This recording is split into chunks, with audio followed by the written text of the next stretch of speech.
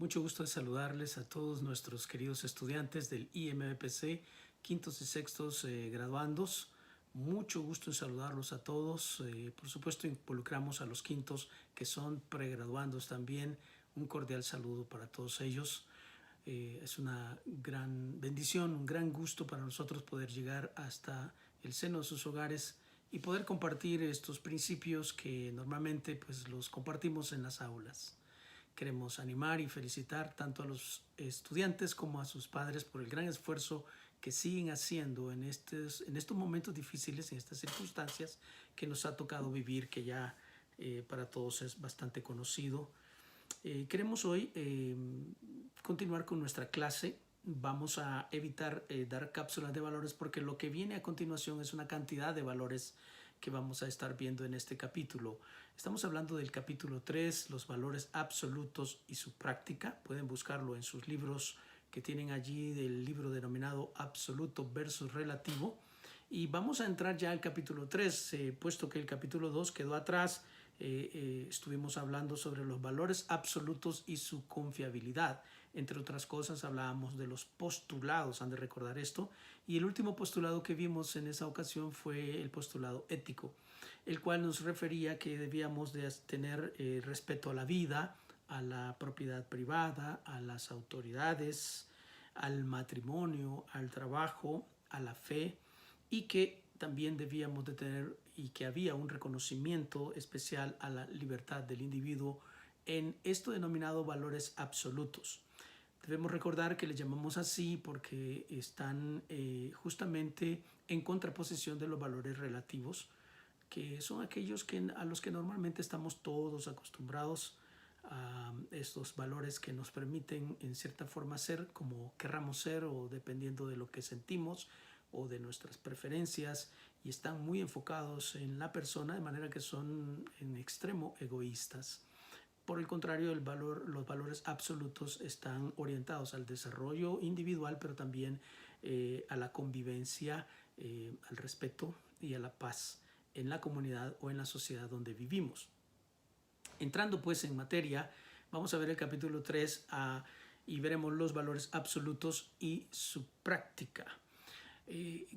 La parte de la introducción de este capítulo que ustedes pueden ver e ir subrayando tiene que ver con el hecho de considerar la nación de Israel y su constitución en el sentido histórico, es decir, de dónde vienen los fundamentos de una gran nación como lo es todavía Israel, y cómo los principios que Dios mismo estableció para este pueblo pueden servirnos y ser de mucha utilidad para nuestro contexto.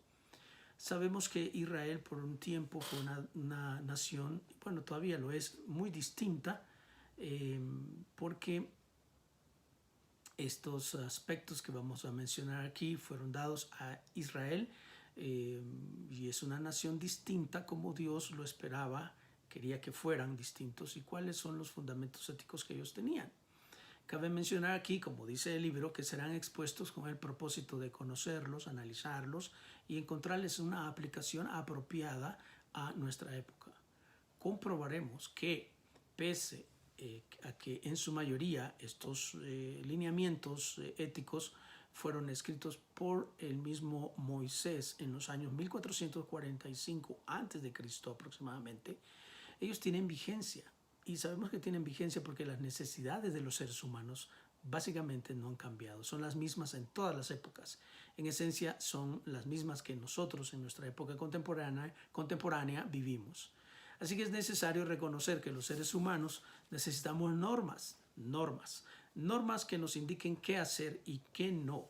En realidad es algo que a nosotros no se nos apetece porque normalmente queremos vivir sin normas, queremos vivir sin ellas. Sin embargo, no debemos pretender andar por la vida peleando contra lo que algunos llaman el sistema, el gobierno, la sociedad y las leyes. Lo que es verdaderamente cierto es que si uno infringe una ley determinada, cualquiera que ésta sea, y en la institución o en la sociedad donde uno viva, igual vamos a tener castigos o consecuencias a causa de haber infringido esta ley. Así que no hay ley que no se viole sin sus consecuencias. Para todo lo que se quiere lograr en la vida, se necesita tener la actitud correcta en cuanto a la autoridad y a las normas y a la ley. No olvidemos ese principio. Las normas que pues Dios pidió a Moisés que él escribiera tenían un propósito de orientar a una nación que había sido esclavizada cerca de unos 400 años en Egipto. Israel fue esclavo de Egipto y había perdido su verdadera identidad, y muchos habían adoptado las costumbres y hasta la religión de los egipcios. Debemos recordar también que cuando esta nación fue liberada por Dios, usted puede leer esto en el libro de Éxodo y documentarse ahí, algunas ocasiones quizá, en alguna ocasión usted con sus padres, tú con tus padres o tus mismos padres han visto esta película denominada Los 10 Mandamientos. Habla justamente de esa liberación en la que Moisés es el líder principal e Israel sale liberado de Egipto hacia una tierra denominada Canaán, que es la tierra en la que actualmente está Israel. Pues esta tierra era una tierra habitada por personas que habían vivido ahí por centurias y tenían costumbres que atentaban contra la moral y la dignidad de las personas. Puesto que Dios, denominado Yahweh o Jehová, que es quien se le reveló a Moisés, es un Dios santo, quiso que su pueblo fuera igualmente, o sea, apartado de estas costumbres. Por supuesto que Dios no esperaría una santidad absoluta para Israel, ni lo espera de parte de nosotros, pero las normas iban a tenerlas, la suficiente para que esta nación pudiera adoptar estas características y no imitar la inmoralidad que tenían los cananeos, así denominados, los de la tierra de Palestina. De esa necesidad y bajo un gobierno hasta entonces teocrático, que significa que Dios era el que gobernaba a Israel, surgen lo que se conoce como ahora como los 10 mandamientos y las más de 613 leyes escritas en la Biblia para Israel. Estas leyes tenían y comprendían varios aspectos importantes, entre ellos relacionados a la fe, a los ritos o sacrificios y demás, también a fiestas conmemorativas muy propias de Israel, como la fiesta de los tabernáculos, de la Pascua y otras. También había leyes relacionadas a lo civil, porque era Dios quien dictaba las leyes y el pueblo debía de obedecerlas, la nación de Israel. Pero también, y esto es importante recalcarlo, que habían leyes morales, y de estas leyes son las que nosotros hablamos, como justamente las escritas en los 10 mandamientos, que tienen por supuesto el toque que tiene que ver con la relación con Dios, pero también en la relación horizontal, diríamos, entre los seres humanos. Así que es importante considerar estas leyes. Es interesante saber que estas leyes, justamente los 10 mandamientos y demás, son la base de muchas constituciones en los países alrededor del mundo. De hecho, si usted va a estudiar leyes en cualquier país que lo estudie, normalmente se estudian las leyes mosaicas, justamente de las que nosotros hacemos referencia en la ética absolutista, para que vean ustedes también que son muy importantes y que vale la pena observarlas.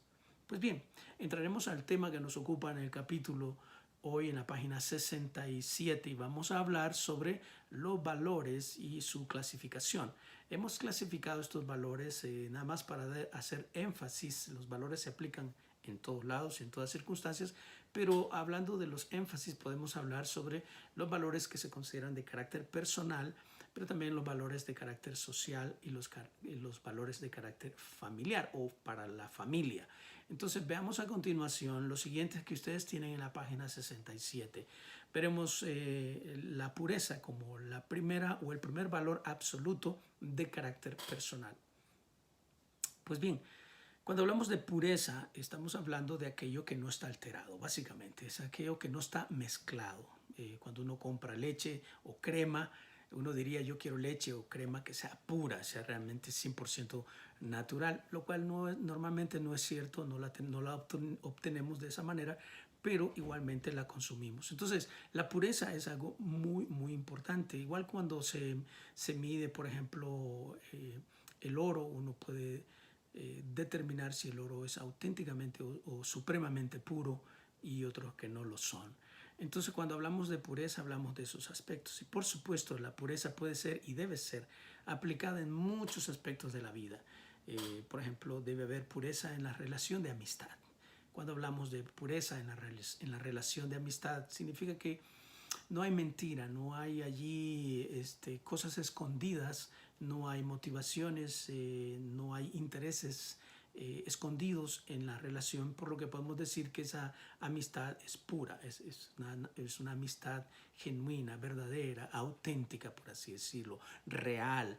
Entonces, cuando no hay nada de eso, o cuando uno más o menos empieza a darse cuenta que la amistad que uno tiene con alguien es porque ese alguien tiene ciertos intereses en uno, o porque simplemente quiere determinadas cosas, entonces ya deja uno de interesarse, porque la amistad debería ser algo espontáneo, ¿no te parece? Algo espontáneo, algo natural, algo rico para disfrutar, una relación muy, muy especial, casi de hermanos, y a veces mucho mejor que la relación entre hermanos.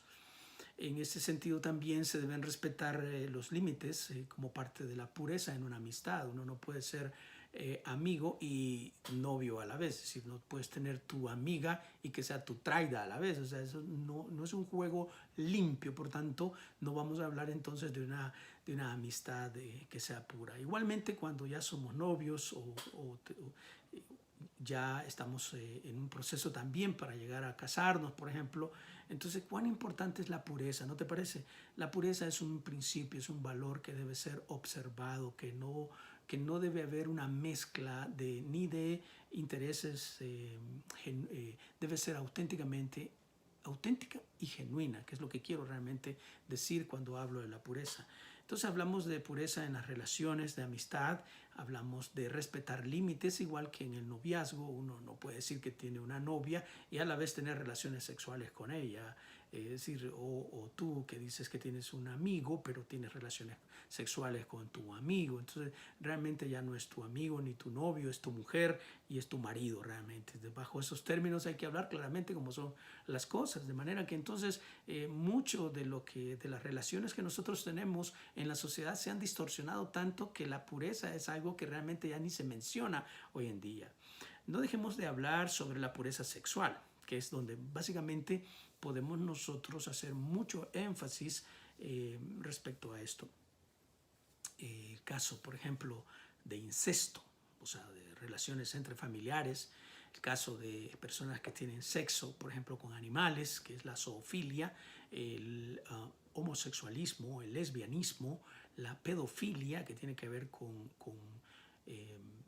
relaciones sexuales con niños, la prostitución, igual que el adulterio, por ejemplo, o sea, las relaciones sexuales de uno que está casado, que se mete con otra persona que no es su cónyuge o su esposo o su esposa, y muchas otras prácticas que consideramos hoy en día como prácticamente normales, vienen siendo severamente señaladas por la Biblia.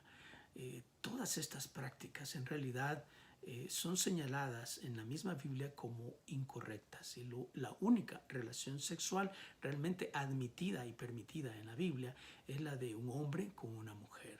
Puede que tú no estés de acuerdo con estos principios y vamos a respetar igualmente tu posición, vamos a respetar lo que tú y mucha gente denomina hoy en día preferencia sexual.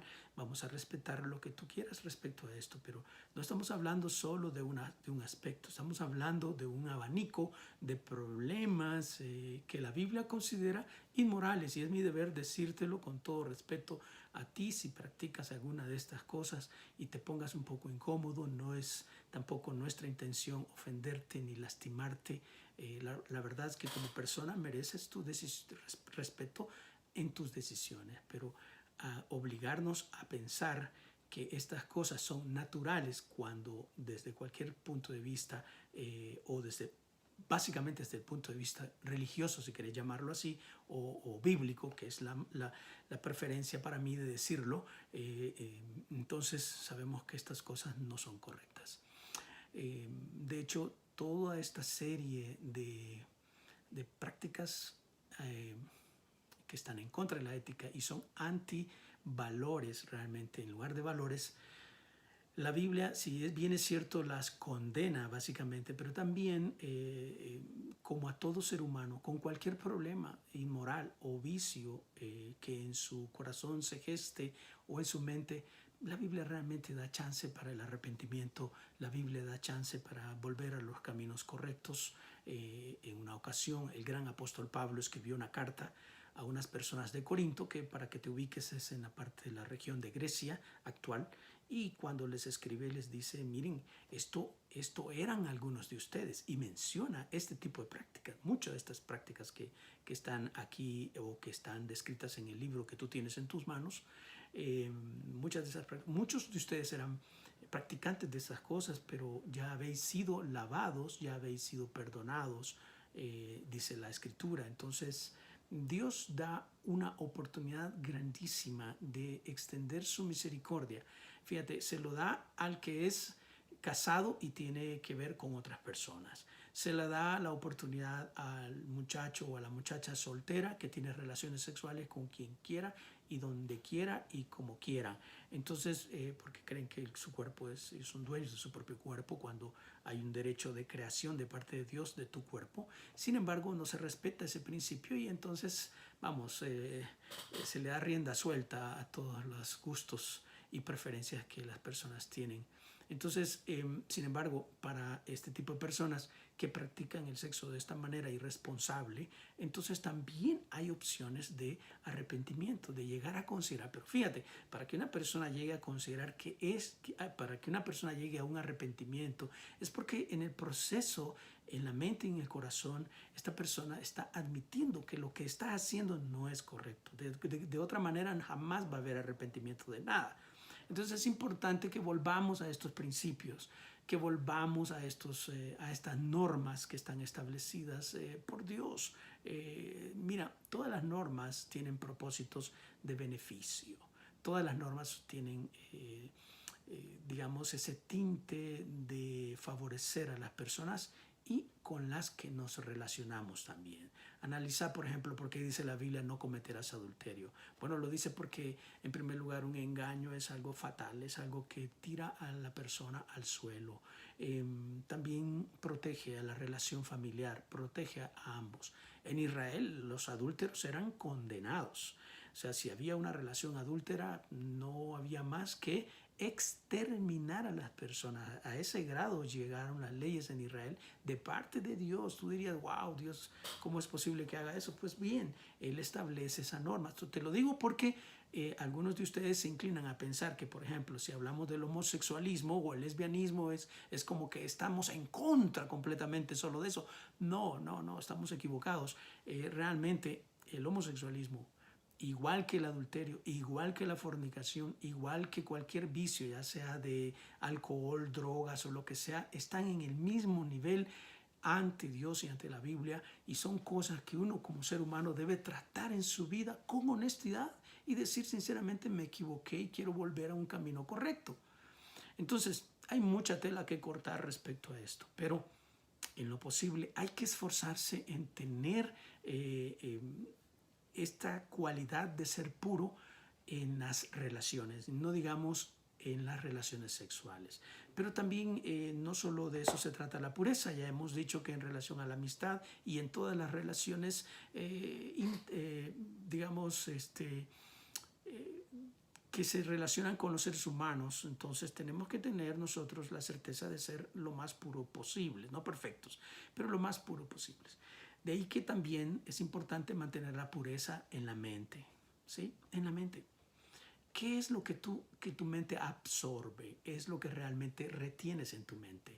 Si estás, por ejemplo, viendo mucha pornografía, este va a ser un problema en tu mente y en tu corazón posteriormente y en la práctica de estas cosas. Entonces, tu mente debe ser conservada lo más pura posible.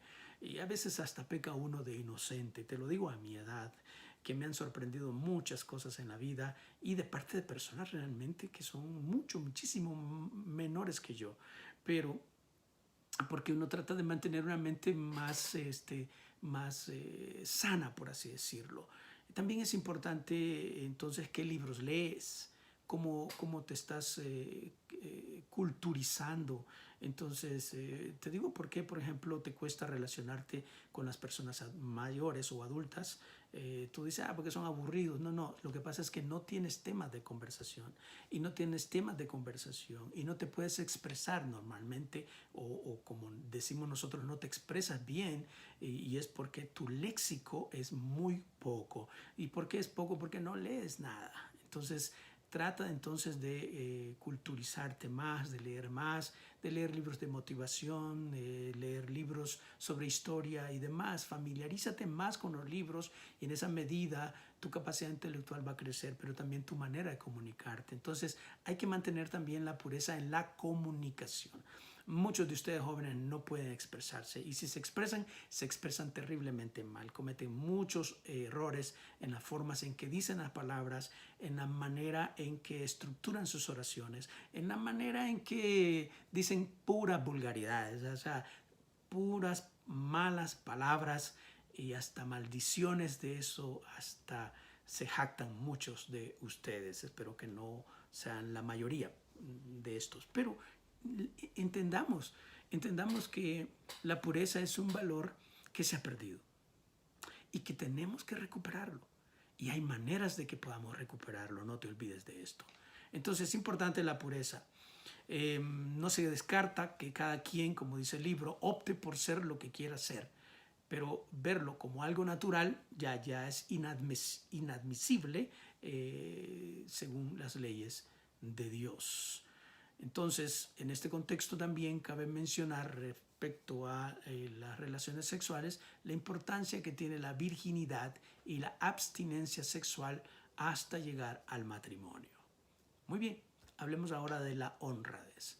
Una de las acciones que contradicen este concepto llamado honradez y con la que más se decide, bueno, si una persona realmente es o no honrada, es con el latrocinio o con el robo, básicamente. Hay mucha gente que le gusta obtener lo ajeno, sin costo alguno, por supuesto. Existen personas que les gusta robar y lo hacen por costumbre. Y a veces sabemos que lo harán por necesidad, pero tampoco es justificable. Realmente el hurto no es justificable bajo ningún punto de vista. Es otro mandamiento en la Biblia, no hurtarás. O sea, diríamos, no robarás, no gavetearás, no te clavarás los vueltos, no, o sea, no te harás el loco con el dinero que te dan y que tú no lo devuelves, etcétera, etcétera. No hurtarás fue una de las máximas expresadas en la ley mosaica. Nada debe justificar esta acción. Uno debe cuidarse mucho y uno debe de procurar ser honrado en la vida. Te estoy diciendo debe procurar porque nadie tiene un 100% en todos estos asuntos en cuanto a punteo, pero podemos esforzarnos y ser mejores, justamente por tirarnos al abandono y decir, no, no se puede ser de ninguna manera bueno, no se puede ser de ninguna manera puro, no, eso de la honradez no existe, eran puras casacas, que esto, lo otro, aquí, allá. Por eso es que nos encontramos con serios problemas conviviendo en esta sociedad donde estamos.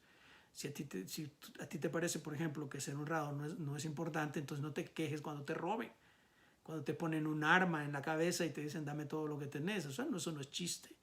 ¿A cuántas personas han matado hoy en día a causa de robarles el celular, por ejemplo? No hurtarás, es una norma. El no robar es una norma que protege al ser humano, protege al prójimo. Entonces, el mismo apóstol Pablo escribió en una ocasión, el que robaba, admitiendo que los que están a veces metidos en las iglesias fueron de determinada manera, entonces él admite que muchas personas probablemente han sido ladronas. Así que el que robaba dice, no robe más. O sea hasta aquí. Me recuerdo esa escena de la mujer adúltera que cae a los pies de Jesús y que todo el mundo la quiere juzgar y todo eso. Jesús dice, bueno, si el que está libre de pecado, lance, lance la primera piedra. Y todo el mundo salió huyendo. Le dijo a ella, levántate, ya los que te acusaban se han ido, nadie está aquí y yo no te condeno.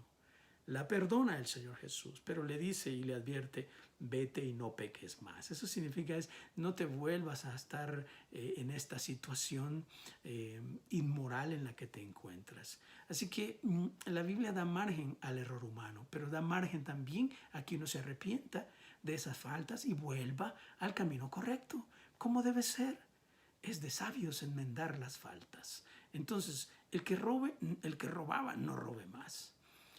Sino que dice el apóstol Pablo, trabaje duro, haciendo con sus manos lo que es bueno, y para que tenga en un momento determinado abundancia y pueda hasta compartir con otros que no lo tienen.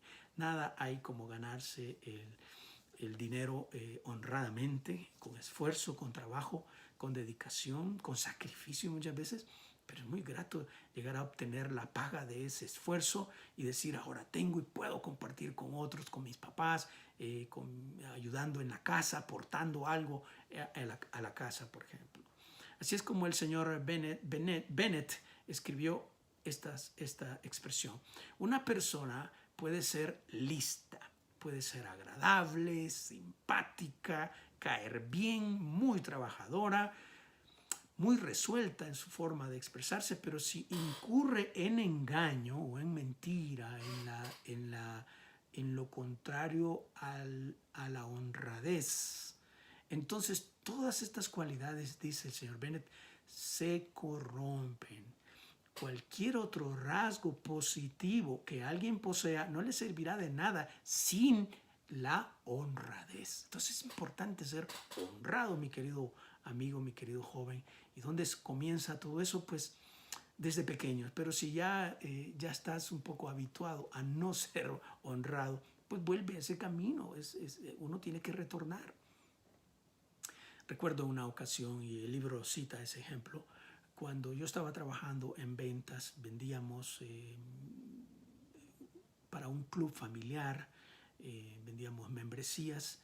Era un mes difícil, pero en ese mes ingresó una persona un poco tarde en ese mes y no tenía la apariencia de un excelente vendedor, y sin embargo empezó a vender y a vender y a vender y a vender, y nos sorprendíamos porque vamos a decirte que las membresías no eran baratas en esa época. Entonces, tampoco lo son hoy en día, pero cuando vinimos a sentir, esta persona había rebasado las metas, los límites y todo. Era un campeón de ventas. Tú mirabas la apariencia de esa persona y decías, ¿cómo es posible que logre esto? Yo mismo me sentía frustrado porque yo trabajé en ventas también y realmente yo estaba frustrado porque yo me esforzaba, atendía a mis clientes, los llamaba, iba con ellos, hablaba con ellos, ofrecía el producto que vendíamos, por así decirte, que en este caso eran las membresías familiares, y no había manera. Entonces después tuvimos hasta regaños de parte de nuestro jefe en esa ocasión a causa de que nosotros no producíamos y aquel que acaba de llegar hacía grandes cosas. Bueno, no tardaron los días en descubrirse que realmente este individuo era parte de una banda de personas que robaban tarjetas de crédito, y entonces con esas tarjetas adquirían y compraban esas membresías, de manera que todo fue un verdadero engaño. Y sentí un poco de alivio en un sentido, porque realmente hubo resultados en cuanto a eso y me dieron la razón en muchos aspectos.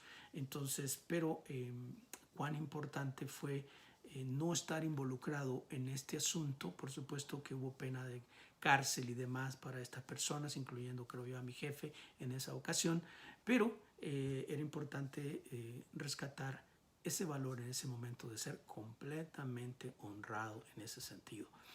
Y bueno, aquí te voy a ir dejando porque el tiempo se nos ha extendido. Hemos hablado sobre la pureza y la honradez.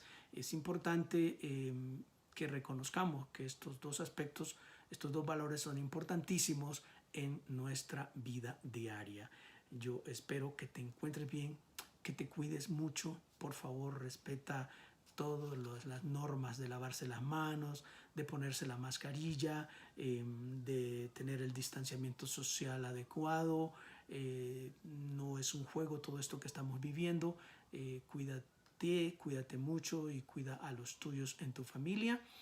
Nos veremos en la próxima reunión. Que Dios te bendiga y que estés bien. Muchas gracias.